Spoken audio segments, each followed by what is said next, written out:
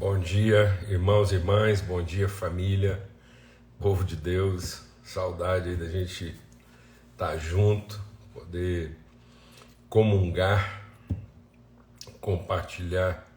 Sexta-feira não teve mesmo como a gente conseguir fazer a nossa live lá da mesa preparada, na viração do dia, mas a gente vai encontrar uma forma aí de completar, né, aquele conteúdo que a gente vinha compartilhando. E um privilégio mesmo, assim. Eu me sinto profundamente honrado aí pela disposição, compreensão, afeto aí dos irmãos. Amém? Graças a Deus. Tem sido dias assim de muita movimentação espiritual. O que me levou até a compartilhar sobre um princípio hoje, né? A gente vai estar tratando sobre mais um princípio aí nos nossos encontros dominicais, sempre que possível, às 8 horas da manhã, para começar bem a nossa semana. Elvia, tenho sido assim muito abençoado pelo seu testemunho. Às vezes eu não consigo responder em tempo. Minha irmã, tremenda, assim, de Deus. Louva a Deus assim pela clareza do seu coração, sua disposição de fé em nos abençoar com tudo aquilo que Deus tem gerado aí na sua vida, viu? E que a paz de Cristo seja sobre a sua casa, seja sobre toda a sua família, todos os seus queridos aí nesse momento de grande angústia, em nome de Cristo Jesus. Então, um grande privilégio estar junto. A gente vai estar orando agora, colocando mesmo assim nossas vidas na presença do Pai e suplicando graça, direção, discernimento, paz, a paz de Cristo guardando as mentes e os corações, para que a gente possa enfrentar todas as coisas, né? Vamos ter uma palavra de oração. Eu estou assim, com muito empenho de repartir o que a gente tem para repartir hoje. Então, a gente quer realmente assim entregar tudo aquilo que Deus tem colocado no nosso coração. Pai, muito obrigado pelo teu amor, obrigado pela tua bondade, tua fidelidade, tua misericórdia, em nome de Cristo Jesus, o Senhor. E, ó Deus, nós queremos ser diariamente, Deus, regularmente, intimamente inspirados pela tua fidelidade. O Senhor é fiel, o Senhor é fiel. Nenhum dos teus planos, nada que o Senhor estabeleceu na tua vontade será frustrado, e que a gente possa estar nessa absoluta dependência, ó Deus, em nome de Cristo Jesus, o Senhor, do teu amor, da tua promessa, da tua fidelidade, que nós possamos ouvir o teu Espírito segredando ao nosso coração. Eu é que sei os pensamentos que tem a respeito de vocês. Em sossegar, em esperar, está o nosso livramento. Em sossegar e esperar está o nosso livramento, porque a palavra do Senhor diz que os pensamentos dele a nosso respeito são pensamentos de paz e não de mal, para nos dar futuro e esperança, em nome de Cristo Jesus, o Senhor. Amém e amém. Graças a Deus. Amados, não tirem conclusão, não vamos tirar conclusões precipitadas durante os processos. Os processos de Deus na nossa vida não são para produzir conclusões, são para produzir aprendizado. A gente tem que aprender com os processos. E a gente vai aprendendo com os processos para que, quando Deus concluir os processos, a gente possa estar pleno, estar completo no nosso entendimento. Amém? Porque a conclusão dos processos vai redimir tudo aquilo que aos nossos olhos não parecia certo. Então, às vezes, no meio do processo, há certas coisas que não combinam com a nossa maneira humana de pensar. E Deus vai trabalhando esse processo em fidelidade, nos amando com misericórdia, para não permitir que os processos nos destruam. Então nós somos preservados por Deus, não somos poupados, mas somos preservados, e essa é a nossa esperança. Então nós não temos uma expectativa de resultado, nós temos uma certeza de resultado. E por que nós temos uma certeza de resultado? Durante os processos que às vezes parecem antagônicos ou desadequados ou impróprios, nosso coração é guardado em fé e esperança, na certeza de que Ele levará a bom termo tudo aquilo que nos diz respeito. Amém. Vamos abrir nossas Bíblias em Filipenses, capítulo 1, verso 23. E Paulo, falando sobre sua luta, né, seu desafio, ele diz assim, vamos ler a partir do verso 21, porque é bem conhecido, né? E ele diz assim, Filipenses 1, 21, porque para mim o viver é Cristo e o morrer é lucro. Caso continue vivendo no corpo, terei fruto do meu trabalho, e já não sei mais o que escolher. Estou pressionado dos dois lados. De ambos os lados estou sob pressão. Desejo partir e estar com Cristo, que é muito melhor, contudo é mais necessário, por causa de vocês, que eu permaneça no corpo. Convencido disso, sei que vou permanecer e continuar com todos vocês para o seu progresso e alegria na fé, a fim de que pela minha presença, outra vez, a exultação de vocês em Cristo Jesus transborde por minha causa. Em ambos os lados estou sob pressão. Estamos pressionados de ambos os lados. É sobre isso que a gente quer compartilhar aqui hoje, sobre o princípio da pressão. Vida, meus irmãos, é pressão. O tempo todo.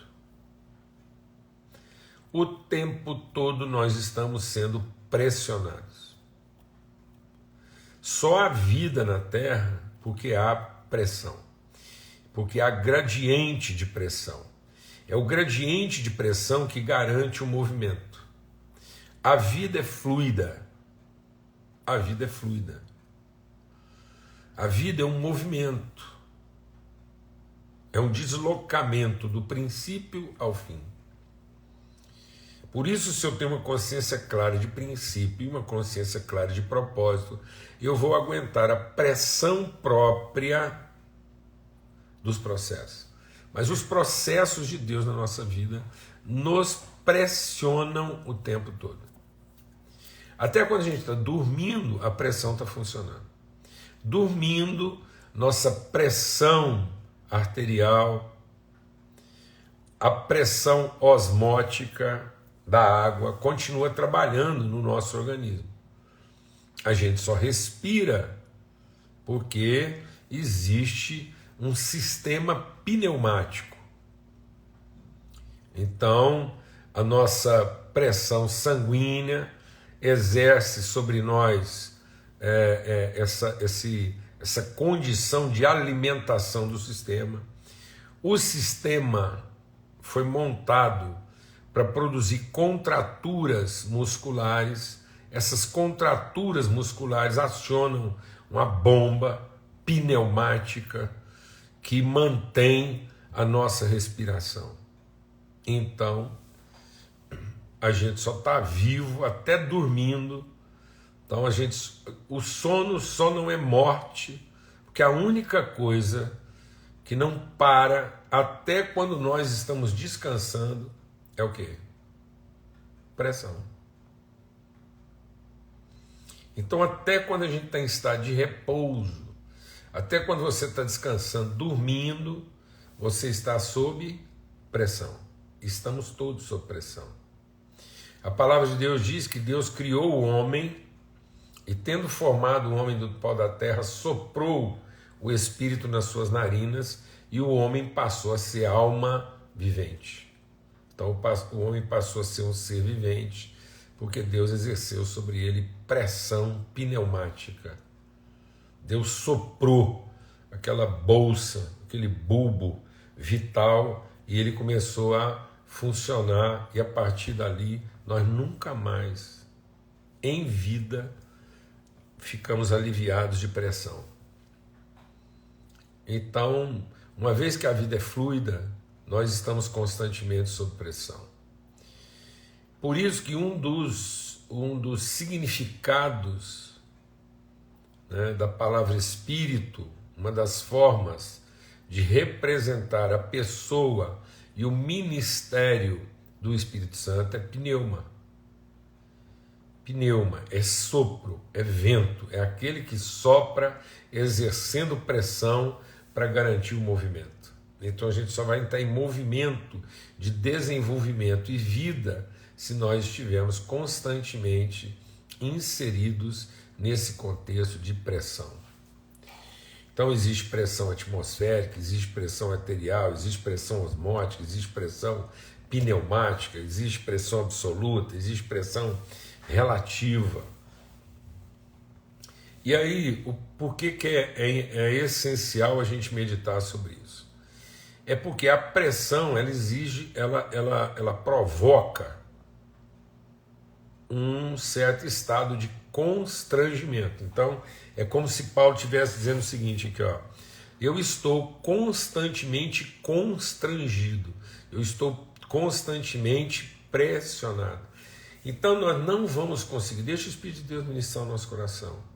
Para viver nesse mundo, a gente nunca vai ficar livre de constrangimento. Então, as pessoas cansadas, as pessoas esgotadas, as pessoas desanimadas, é porque elas não souberam lidar com as pressões dessa vida e os seus estados de constrangimento. Por isso elas querem tirar férias. Então muita gente pensa que cansaço vai ser resolvido com férias. Não. A gente só se cansa no sentido assim, de cansado, porque a gente de alguma maneira desequilibrou o sistema de pressão. A pressão começou a trabalhar de forma negativa na nossa vida. Eu imprimi sobre a minha própria vida uma pressão, ou deixei que a pressão da vida me colocasse num estado de desequilíbrio, de depressão. Então aquilo que seria um constrangimento normal de uma vida sob pressão passa a ser um comprometimento. Então Paulo está dizendo que ele vive sob pressão. E se ele não trabalhar bem essas pressões na vida dele, isso pode comprometer. Então é mais ou menos igual lá. Se a minha pressão arterial se desequilibra, então enquanto a minha pressão arterial está equilibrada, eu estou sob constrangimento. É uma pressão. Eu não sinto porque ela está equilibrada e ela está funcionando. Ela passa a entrar em colapso quando ela ultrapassa os limites do constrangimento de uma pressão saudável por uma pressão doentia, desequilibrada. Aí ela compromete o processo.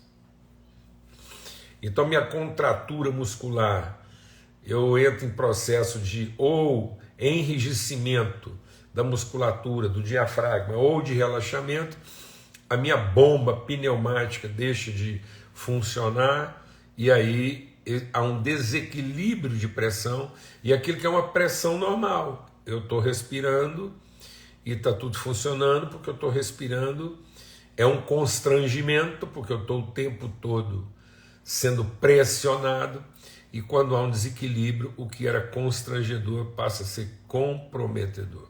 Eu vou sentir falta de ar, eu vou sentir taquicardia.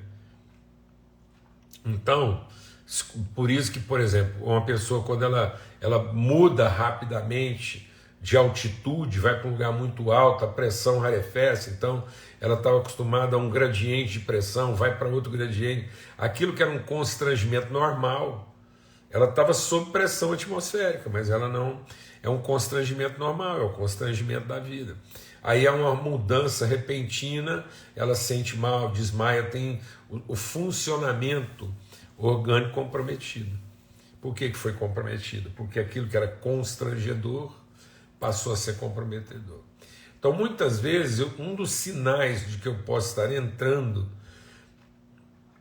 num desequilíbrio de pressão é que antes aquilo que me constrangia de forma saudável, agora começa a me comprometer de forma doentia. Então há uma pressão saudável que mantém a nossa vida funcionando, as coisas acontecendo, e aí por isso que a gente não se cansa.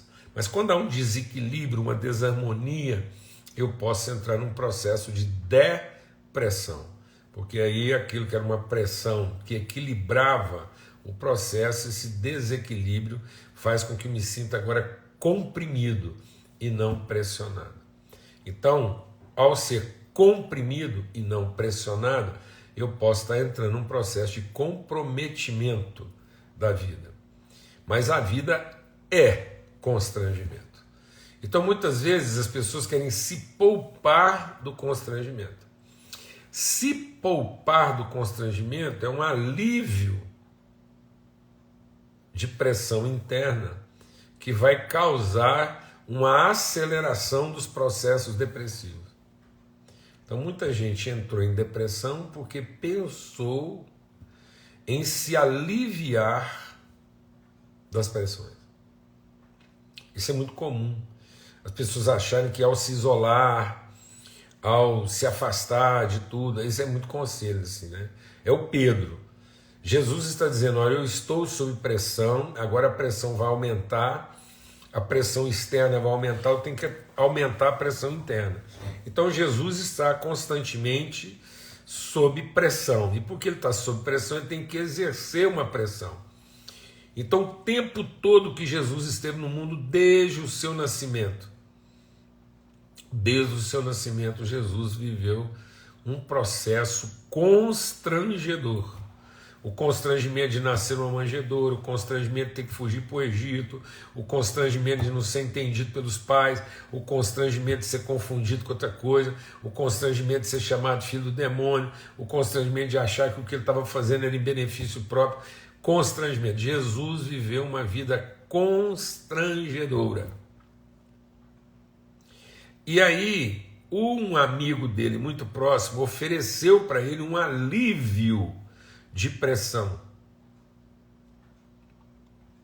um alívio de constrangimento. E Jesus diz, arreda de mim, Satanás, porque você cogita das coisas dos homens. Então o Pedro tinha um pouco dessa tendência, né, de poupar, quase depressivo. Então o Pedro é hiperativo, e ele é muito voluntarioso, e por isso mesmo ele tinha tendências de isolamento, mais ou menos como Elias, né? Então isso é muito comum às vezes na vida cristã, porque como cristão, às vezes você está exercendo ministério, pregando, ajudando, liderando alguma coisa, todo mundo. Então a gente está sob constante pressão. E aí, se a gente não entender que isso é constante, que nós vamos viver esse constrangimento, se eu começar a sentir vitimizado pelo constrangimento, aí eu entro num processo comprometedor. Então, o Elias se isolou achando que ia aliviar a pressão, foi pior, ele entrou num processo de depressão. O Pedro foi embora, depois que ele estava lá, ele falou, vamos embora, vou pescar lá, vou voltar a fazer o que eu fazia antes. Ou seja, ele está tentando um alívio, quando ele tenta esse alívio, essas férias ministeriais. Então, quando Pedro pensa em umas férias ministeriais, achando que isso ia aliviar a pressão, não vai aliviar, ele acaba entrando em um processo depressivo, né? Um processo de morte. Os discípulos no caminho de Emaús, eles estavam num processo que, vamos embora, vamos para o caminho de Emaús, a cidade das águas quentes. Vamos tirar férias, vamos dar uma aliviada aqui. Essa ideia, deixa o Espírito ministrar no nosso coração, o Espírito de Deus. Essa ideia de que eu vou conseguir fugir, né, para um lugar onde a pressão vai diminuir, não, eu vou para um lugar onde eu vou poder equilibrar a pressão e não achar que a pressão está diminuindo. Então, por isso que jejum não é abstinência alimentar. Jejum não é ficar sem comer. Jejum é se alimentar de outras coisas, é alimentar outras áreas da nossa vida para que eu possa equilibrar a pressão.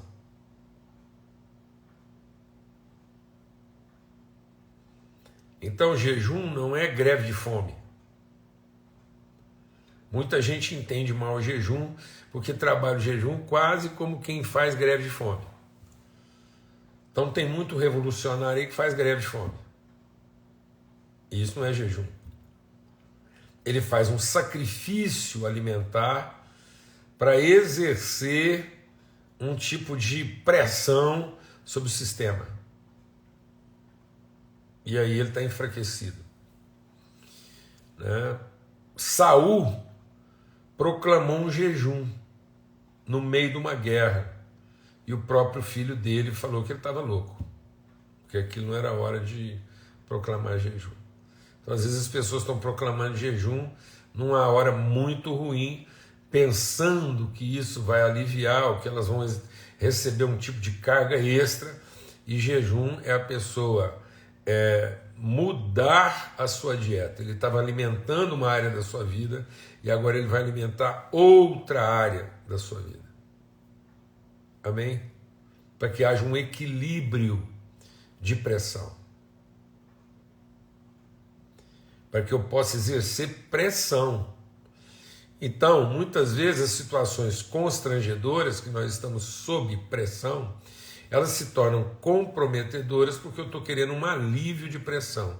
E como esse alívio de pressão não vai acontecer, eu entro num processo depressivo. Então eu tenho que aumentar a pressão. Então o que Paulo fez? Estando pressionado, ele aumentou a pressão. Ele estava sendo pressionado por um desejo de estar com Jesus. Normal. Então Paulo, num certo sentido, é como se ele estivesse confessando: eu estou agora entendendo, estou querendo tirar férias. Vou voltar para casa, vou estar com Jesus, o que é infinitamente melhor. E é mesmo. Então, se Paulo não trabalha isso com mais pressão, ele entra num processo depressivo e pedir para morrer. E ele estaria pedindo para morrer no melhor dos motivos. E aí, provavelmente, ele ia ficar pedindo para morrer, e se Deus não o matasse, ele mesmo se matava. E se matava tentando causar o quê? Um alívio, porque agora eu vou para um lugar onde talvez a pressão seja menor. Então, aí, como a gente não consegue aliviar essa pressão externa, né, comparativa, por que é infinitamente melhor? Porque eu começo a olhar as circunstâncias dessa vida e falo: gente, aqui nesse mundo não tem nada que se compare a... Então Paulo está entrando num processo depressivo. Ele pode estar entrando num processo depressivo pelo melhor dos motivos, porque você vai olhar, fazer uma comparação, falar: rapaz, vou para o céu tirar férias, lá é infinitamente melhor. O céu é um lindo lugar, cheio de graça sem par. Então, ele não está errado. Só que ele percebe que aquilo que era constrangedor, e que é constrangedor, que é viver a vida sob pressão, pode agora se tornar o quê? Comprometedor. Eu posso estar desejando uma coisa legítima, pensando em trazer sobre a minha vida um alívio de pressão, e isso pode me levar a um gradiente negativo de pressão e me colocar num processo comprometedor depressivo. Então o que eu tenho que fazer é produzir um equilíbrio de pressão. E ele fez isso. Então Paulo foi lá e falou assim: bom, então como é que eu vou resolver essa pressão? Eu vou colocar mais pressão, porque eu estou convencido, eu estou convicto de permanecer e continuar entre vocês, ainda que isso seja uma coisa mais sacrificial. Então Paulo não enfrenta um processo quase comprometedor, depressivo, porque o gradiente estava ficando negativo, aliviando a pressão. Não, ele coloca mais pressão sobre ele, dizendo: eu estou convencido, então essa é a minha vocação, e eu vou de novo equilibrar a pressão. Então ele tinha uma pressão legítima, porque comparativamente falando, ele é legítimo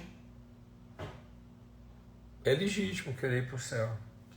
Mas se eu não tomar cuidado, isso é porque está começando a exercer sobre a minha vida uma ação comprometedora. Eu estava conversando com o irmão essa semana, aliás foi ontem, quero mandar um grande abraço aí, meu amigo Giannini, ele e o Matheus ontem resolveram um problemaço para mim aí de passagem, e obrigado, viu, meu irmão, você é sempre bênção. E aí, por conta desse problema da passagem que eu tive que resolver, eu recorri à ajuda dele, e aí a gente conversando, a voz dele é assim tão doce, né? Ele é tão carinhoso, Janine é tão carinhoso com a gente, e aí uma conversa tão boa, né? Nem lembrava que eu estava ligando para ele para resolver um problema, né? Porque o que a gente compartilha aqui, a fome não é para o alimento, a fome é para o encontro, né? Então, Deus não permite problemas na nossa vida para que eles sejam simplesmente resolvidos, né? Problemas, pressões, tribulações, fome, necessidades são formas de pressão para nos conduzir ao encontro. Então é constrangedor, porque às vezes alguns encontros na nossa vida só acontecem por constrangimento, por pressão. Então ontem eu tive um encontro movido por um constrangimento, uma pressão. Agora, se eu não entender isso, eu vou ficar lá ruminando o problema, eu vou ficar lá fazendo a conta dos meus pré-juízos, né? Porque eu presumi que podia ser do outro jeito, não foi do jeito, eu estou desapontado, as pressões externas, comparativas, começam a aumentar de tal maneira que o sentimento passa a ser comprometedor. Então, em vez de eu ter um sentimento de bondade, de gratidão, de amizade, de encontro, em vez de eu ficar lá celebrando a oportunidade de a gente estar junto, enfrentando a mesma coisa, em comunhão, fortalecendo nossos vínculos, lembrando um para o outro quem a gente é, num ambiente constrangedor. Então, nós estávamos sob pressão, num ambiente constrangedor, ele pressionado de tentar resolver o meu problema da melhor maneira possível, eu pressionado por ter o meu problema resolvido, a gente está junto ali num ambiente constrangedor, experimentando vida, a vida fluindo de um lado para o outro. Aquilo era como uma academia quando se acelera um pouco a sua respiração para poder manter as coisas em ordem. Em nome de Jesus. Igual a mulher quando vai dar à luz. A mulher quando vai dar à luz, o médico fala: respira mais rápido, porque ela respirando mais rápido, ela oxigena mais o sangue, ela aumenta as suas capacidades de contratura, vai ficar mais fácil dela parir. É assim. Então ele está só trabalhando pressão. É constrangedor? É constrangedor.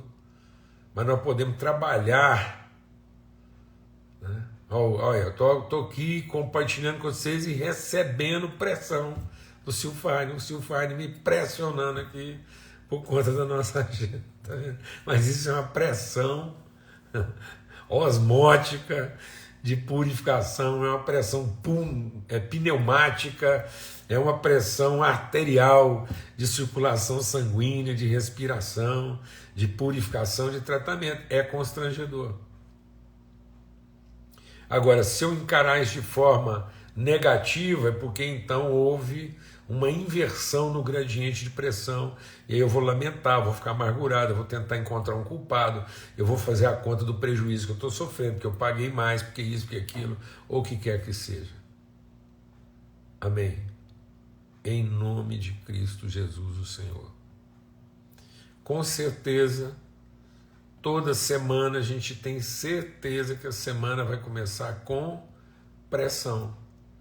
E o tempo todo, deixa o Espírito de Deus ministrar o nosso coração. Até dormindo. Tá vendo? Então até no descanso. Eu estou dormindo, mas não estou de férias. Se dormir fosse férias, eu morria.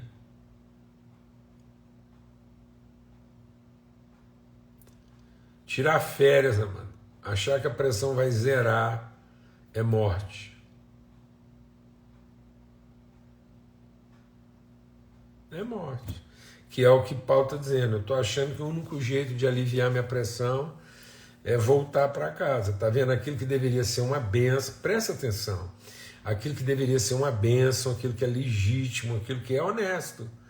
Voltar para casa, estar com Cristo, ir para a glória, quer coisa melhor.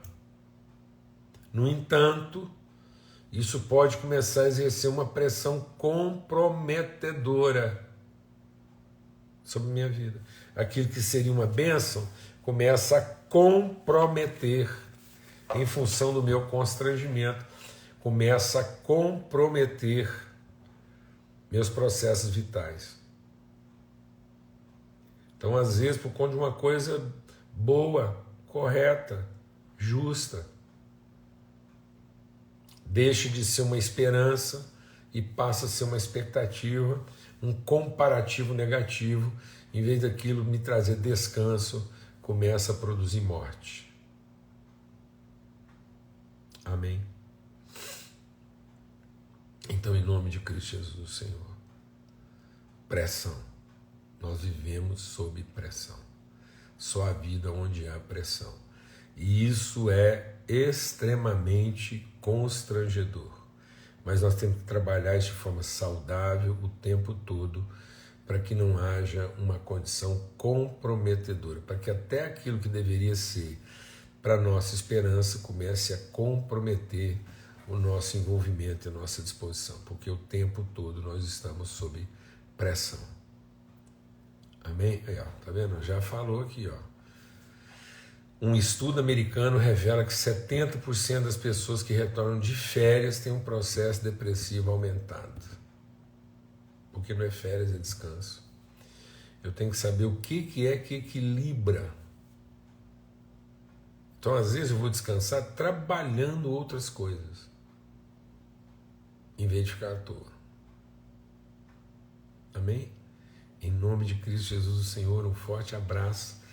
Até amanhã, se Deus quiser, na nossa mesa preparada, na viração do dia.